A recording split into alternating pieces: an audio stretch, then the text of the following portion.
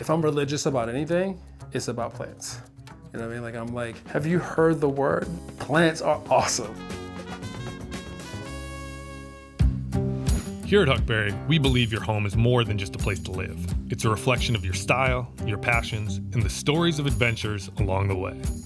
Join us as we step inside the inspiring spaces of our community that truly embody what it means to live well. This is Huckberry Homes.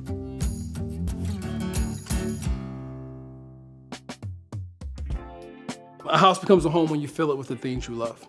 Whether that's the partner that you live with, kids, family members, the items that you love, that you're connected to are there. That's home. The meaning behind a piece of art, furniture, a plant, those things are going to create a feeling of comfort, of home.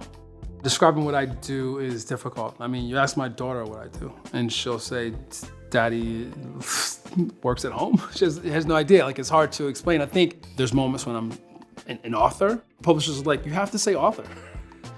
Tell everyone you're an author.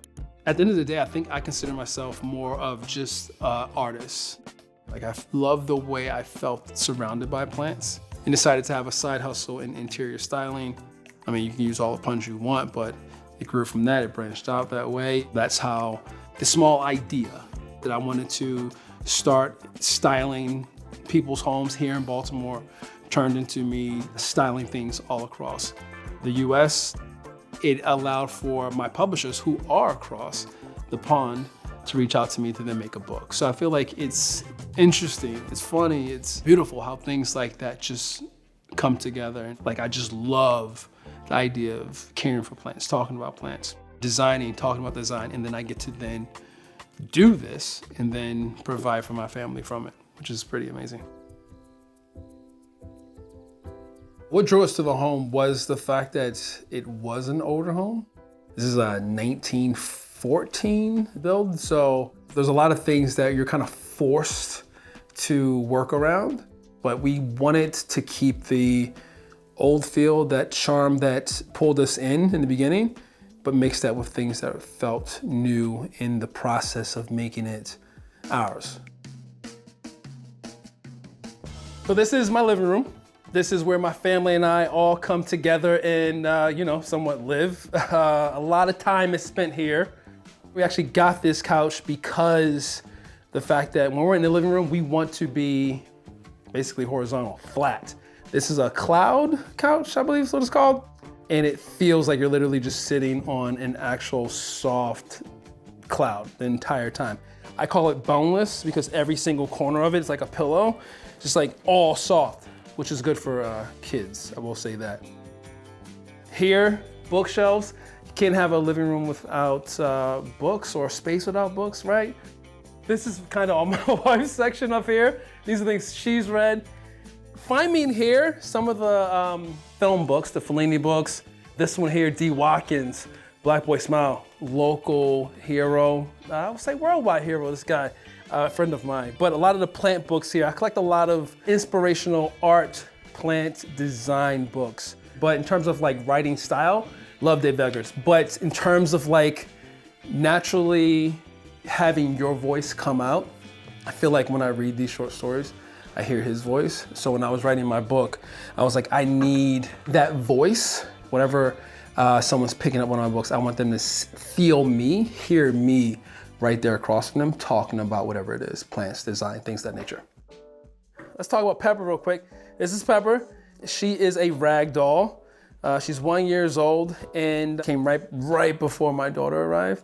I think it's nice to have pets in the house, especially when you bring plants in. Plant people tend to have cats. I'm not a cat person, I'm a dog person, but she loves it here, we love her. And she just makes the home a little bit more calm, relaxing, exciting, and a little bit, hairy, like there's hair everywhere because of her. This painting, I created this a while back and thought that it would be perfect for this corner of the room because I wanted something that would pop and I wanted something that kind of opened up the space a bit. I feel like art, you should be changing it up, moving it around, making it work for you in the space. I feel like when I look at it from here in the space, it works.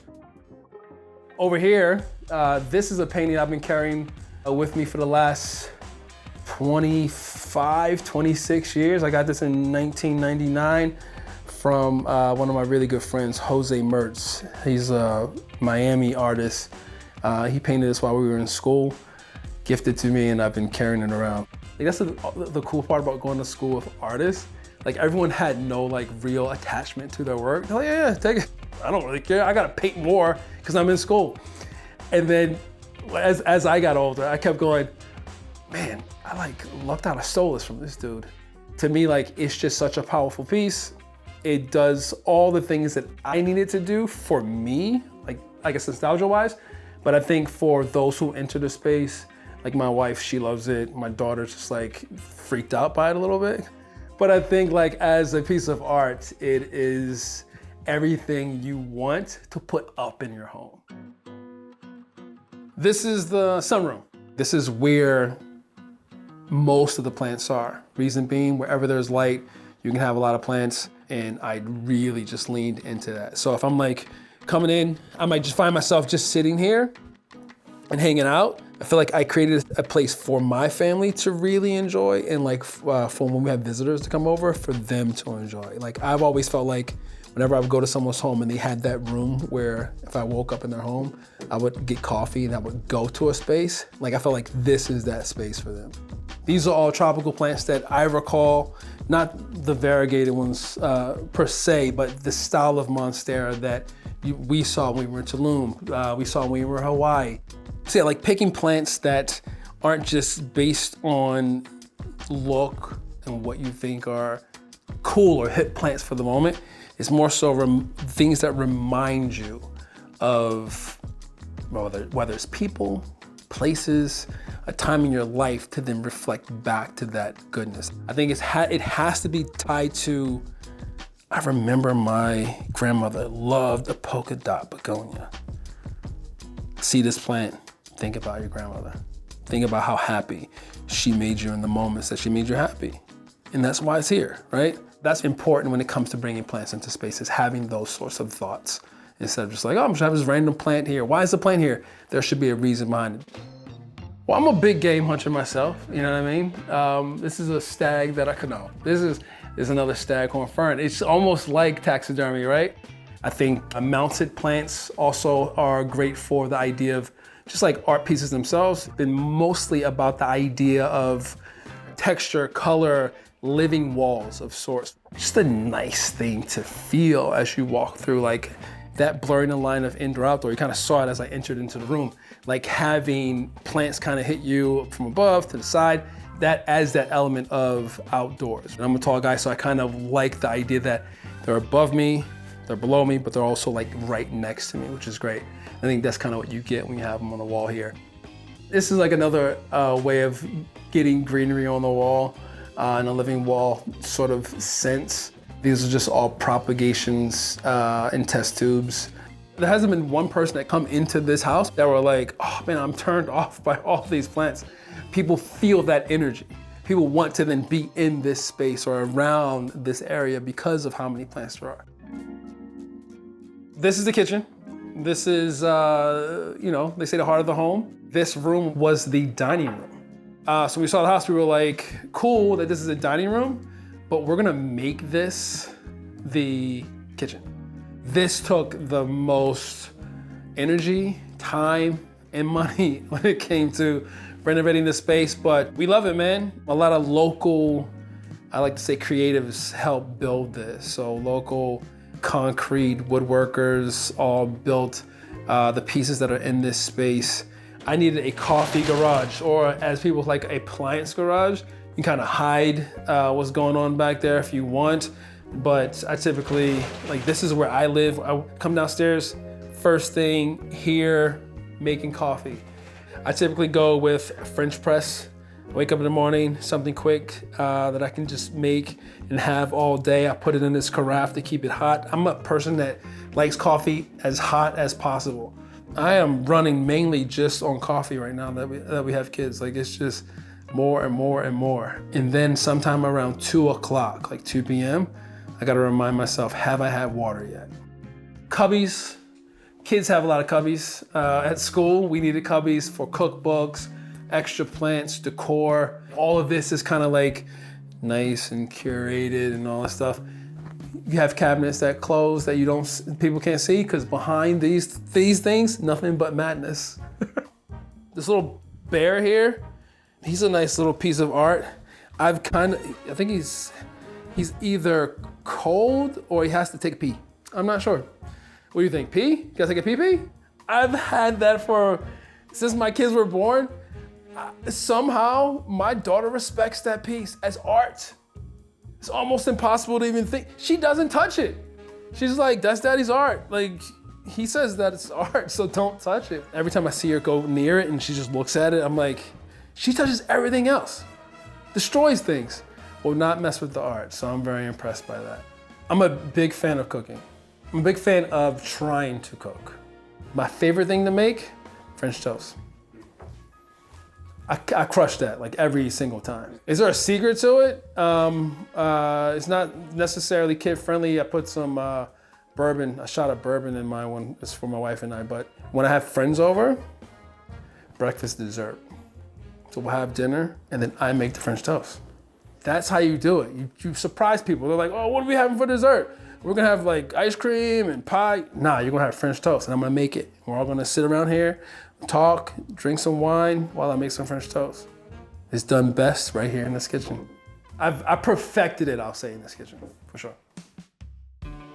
So this is the guest room. It is the top floor of the house. It was the attic. The floor was like carpet, the walls were purple, the ceiling was low. The goal was to make it inviting, to give it a space. I come in here sometimes just to relax. I'll hang out, I'll do some work in the corner over there. But for the most part, it's just where in-laws, extra family, friends who maybe have had too much French toast will crash. Feels like its own little separate spot, which I think is nice. So when I designed this space, I kind of designed it thinking about all the hotels I've stayed in and how I felt when I walked in there. And I was like, I can relax, I can feel good. That was the plan. Obviously, there's a lot of plants because that connection to greenery is important. These little nooks were already here, so we wanted to make them seating areas. So I actually had my mother-in-law build these little cushions. You gotta give your guests places to sit, places to be. It's a space that our guests feel excited about, but at the same time, I think we get really excited about it because it's a nice separation from everything else. This is my studio, creative space. This is where I come to fill my creative bucket. It's probably about a 15-minute hop, skip, and jump, as they say, from my house. But I would consider it my home away from home. My wife considers it my man cave, but it's where I work. I have to convince her that I am in here working. Lots of natural light. I need natural light because obviously I need to have plants. Over here is the kitchenette of the space where you need to refill, get your drinks, your food, coffee. It keeps me kind of productive in here. Gallery wall, always inspiring. Kind of try to move through some of the work to keep it updated, forever inspiring, swap out a few different things. This guy here, this is a, what do they call it? A vintage mini Harley. Cool story, could be false. My dad told me he worked his butt off the summer of '76, got a job, purchased this bike, rode around on it, met my mom, and in the, spring of '79, she told him she was pregnant. He never rode it again. Saved it, gifted to me about 10 years ago. I just keep it in here as almost like a little piece of art. I think it's cool. It'll still run, it just needs to be tuned up. Plants. Because we have the ceiling height, we have a lot of windows, I can have bigger trees here, so you'll find I got a lot of ficus down this row. Benjaminas, rubber trees, fiddle leaf figs. This is where I work. I'm 6'5", so I needed a working station that was my height. I needed something wide enough that I could do something over here. If I'm repotting the plant here, but I could still be on my computer over here and then store books and things that I need there. So I had this custom made I wanted something that kind of felt like a table that was on sawhorses. So when I sketched it out, it was like, I need sawhorse style, but make it all one piece. And local maker here, Andy Kearns, he's really good at building stuff like this. So he built that. I always have to have a space to create the original passion for myself, like whether it's painting or drawing. It takes a lot of time, so it doesn't happen often, which I'm not mad about. I allow the process to happen when it happens. I don't sit and go, man, I haven't had an opportunity to paint in a long time. When it comes about, it comes about. And I always feel good getting into it. The back side of the studio is where I sell products. This is like the hard side of the studio where, you know, I don't really hang out too much because I want to be near the windows. This is it. This is where I create. This is where I have fun. My kids come, they think like, cool. Like my daughter's just like, she just likes to run around here. She thinks what my wife thinks. She's like, this is where daddy has fun. Like that's it. Like I don't work, which at the end of the day, I'm cool with. I don't see it as a bad thing. They're like, all you do is play all day. I'm like, damn right I do. The only thing I would add about this space, again, like we talk about my home, southern facing windows. I had an option to get studio, same amount of windows, facing north. No, gotta go south. You know, you gotta have that sort of lighting coming in. I think that's the one thing that I always tell people, like you wanna have a lot of plants, you have to have good light, and if the best type of light for plants is southern facing. So that southern exposure, I got it here, have it in my home. I found my way shifting where I live or work based on the light quality that place has. So. Chasing that light. Chasing the light, man. Love it. Yeah. There it is. That's a filmmaker. That's good. Yeah, chasing the light. I should have used that in somewhere in my book. Chasing the light is a good one. For me, Baltimore is home. Being a creative, an artist, here in this city, there's so many artists that I've grew up being inspired by. I feel like that's what Baltimore is a hub of talented people. So I think to me, like that's better for my soul to create in this sort of space. I think at the end of the day, if I was going to tell my younger self what to think, I would say just focus on creating the work that you're creating at the moment you're creating it. Like I felt like when I think back, I never enjoyed the moment of creating the thing. When I'm holding a plant or when I'm potting a plant, I'm digging in soil, that to me is very relaxing. Nurture what nurtures you. Yeah, man, that's a pretty cool space to be in.